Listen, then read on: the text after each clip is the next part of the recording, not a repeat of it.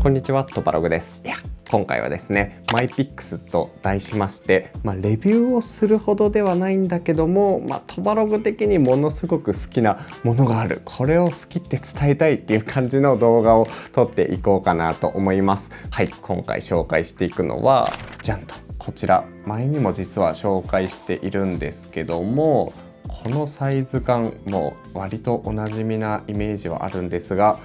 パナソニックのラムダッシュパームインについて紹介していこうと思います。これ購入したのが2024年なので、もう1年半から2年ぐらい使っているんですけども、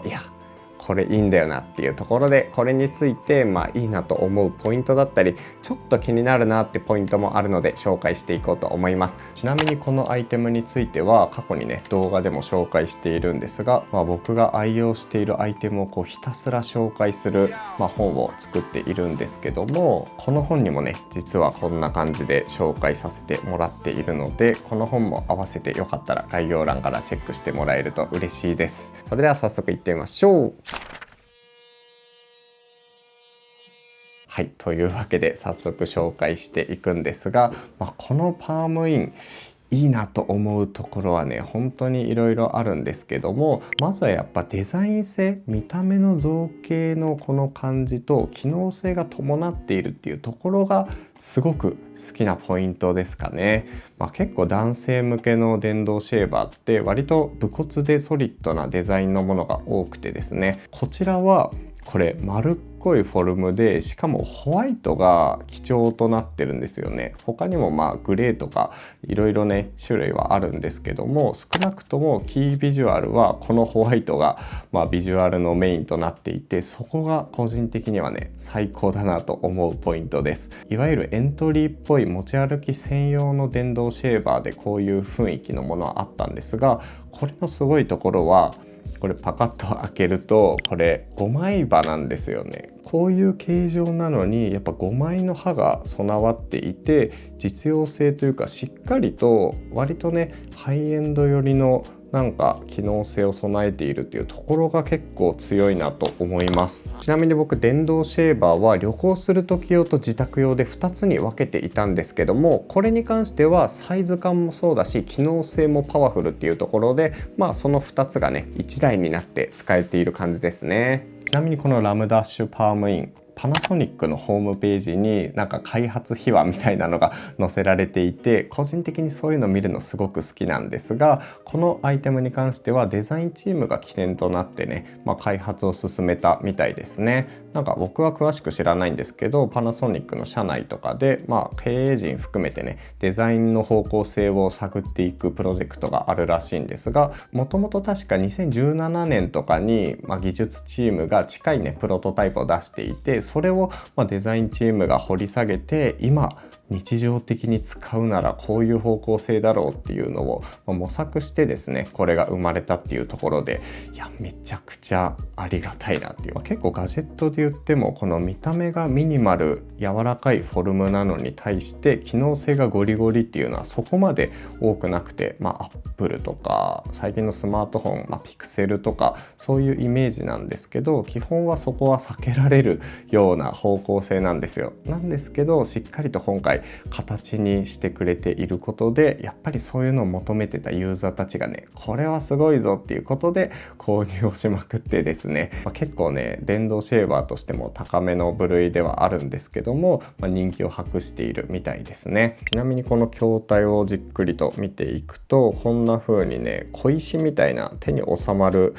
水切りしやすそうな石っていうイメージですかね。ここの部分はちょっとマーブル模様、いわゆる大理石調になっているんですが、樹脂パーツが採用されています。開発秘話を見ると、ここは大理石を使いたかったっていう話なんですが、コスト的なところとか加工の難しさで、樹脂を選んで、その中でも確か三井化学っていうところが作っている海洋ミネラルっていうのを配合した名残っていう樹脂があって、これがね熱伝導率が高くて、ひんやり石みたいな感じでね、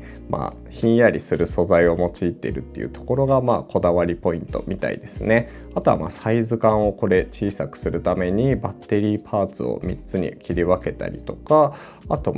それでいながらこの5枚刃をギチギチにしっかり詰め込んでいるっていうところが印象的かなと思います。この辺もね、開発ストーリー見てみるとめちゃくちゃ面白いので、ぜひチェックしてみてください。さっきね持ち歩きの話もしたんですが、持ち歩きにもねすごく良くてですね、結構こういう防水性のある電動シェーバーって専用の充電器が必要だったりするんですが、例えばここに電子のね端子があって、それごと持っていかなきゃいけないみたいな、そういうのがあるんですが、これめっちゃいいのがここ USB-C なんですよね。これパカッとそのまま、スマートフォン、iPhone、MacBook とかああいうガジェット系の充電器と同じ端子で充電ができるっていうところが、これ旅行行く時もねめちゃくちゃありがたいです。ちなみに充電に関しては僕の使い方だとだいたい2週間とか3週間に1回ぐらいで十分な感じなんですけども、朝晩2回剃る人とか長期で出張に行くっていう、そういう時でもね使いやすいですよね。 USB-C でいいから。これ多分デザイン的にもね、背面に端子を置くかとか、そもそも無接点充電にするかとか、いろいろなね試行錯誤があったと思うんですよね。ただこの無接点充電にしちゃうと、そのパーツの中に入れなきゃいけないからサイズが大きくなるとか、ここはね USB-C ここに置くとちょっと存在感あるからデザイン的にとかいろいろあると思うんですけども、個人的には実用性っていう意味でしっかりとね USB-C のポートが備えられてるっていうのは英断なんじゃないかなと思います。これユーザー的にはねめちゃくちゃありがたいですね。おそらく背面だと、水とか水洗いした後にね端子の水が溜まってちょっとそこが良くないっていうところで、こういうねカバーが施されているんじゃないかなと思うんですが、その辺ね本当に個人的な予想なので何とも言えないんですけど、ここに USB-C ポートがあるっていうのはいいなと思います。でちなみにパワーなんですけども、どんなもんかっていうと、割と音としては大きめですね。結構強い。ちょっと試しにひげを剃ってみたいんですが、